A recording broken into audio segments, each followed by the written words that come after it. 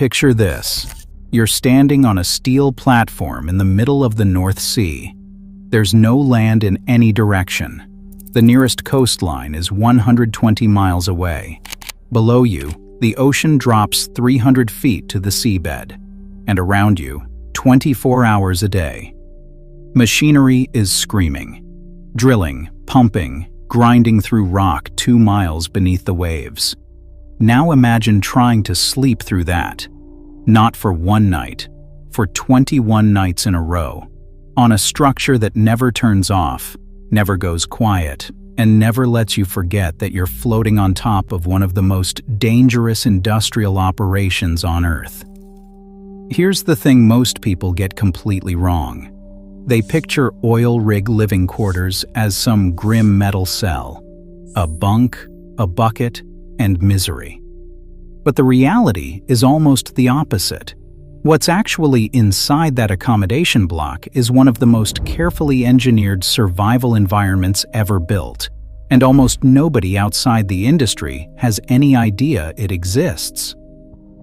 There are 3 things you need to understand. The first is where they sleep and why it's built the way it is.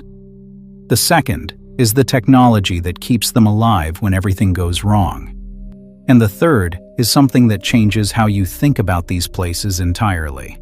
By the end of this video, you'll understand why some workers say they sleep better out there than they ever do at home.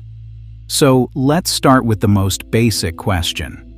Where does a person actually sleep on a structure like this?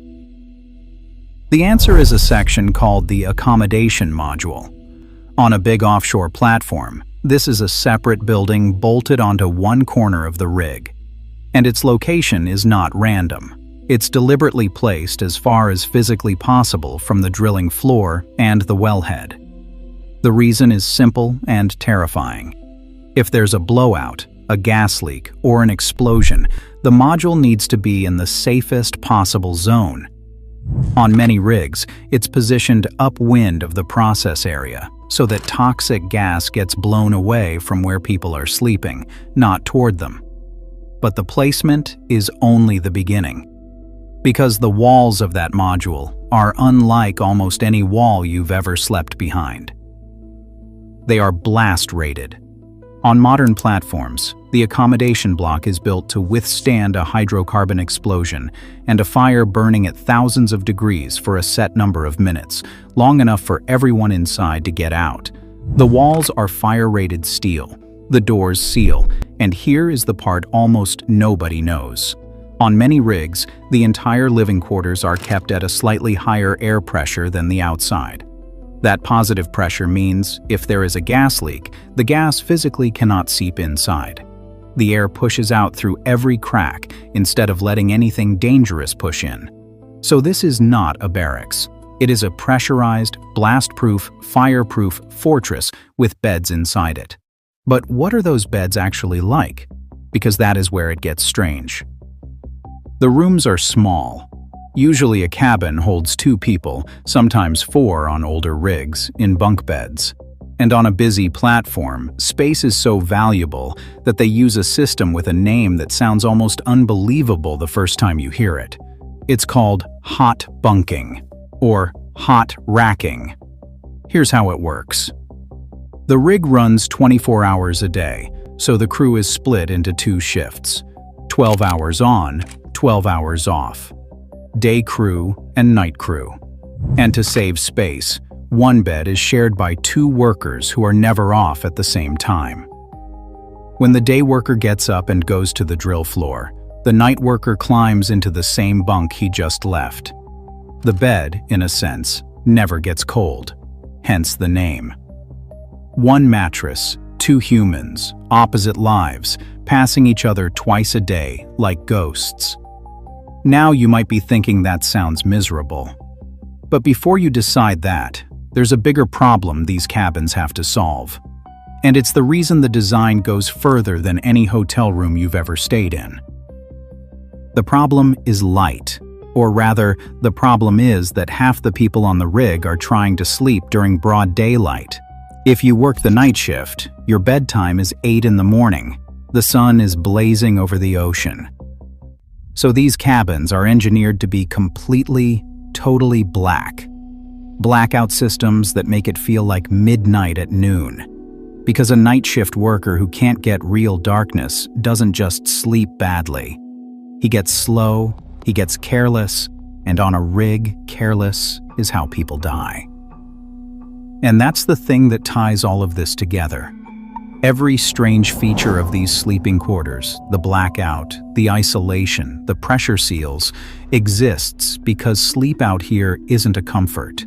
It's a safety system. A tired man on a drill floor is a hazard to himself and to everyone standing near him. So the industry treats rest the way it treats any other critical piece of equipment. It engineers it. Which brings us to the rules.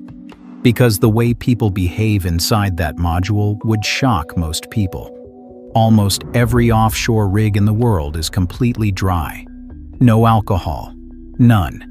Not a beer after a shift. Not a drink to unwind. The reason is obvious once you think about it. You do not want anyone even slightly impaired on a platform where a single mistake can trigger an explosion. Quiet hours are enforced with an intensity you'd never see in a normal workplace.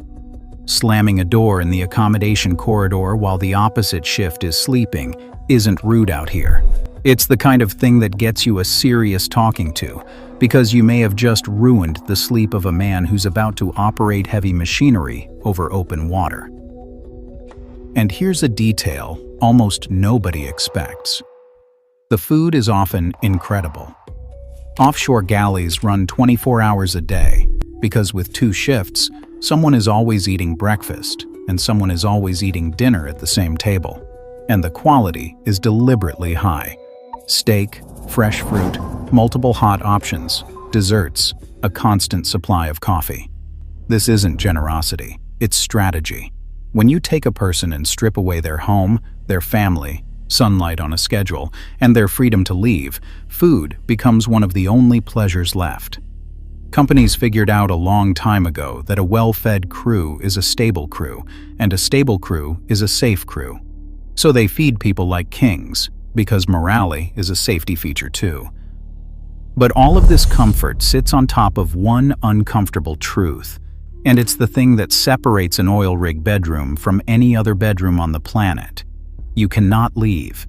If you're on a 2-week rotation, you are on that structure for 2 weeks. There's no walking out, no driving home, no calling it a day. The only way off is a helicopter or a boat, and neither of those is coming just because you've had enough.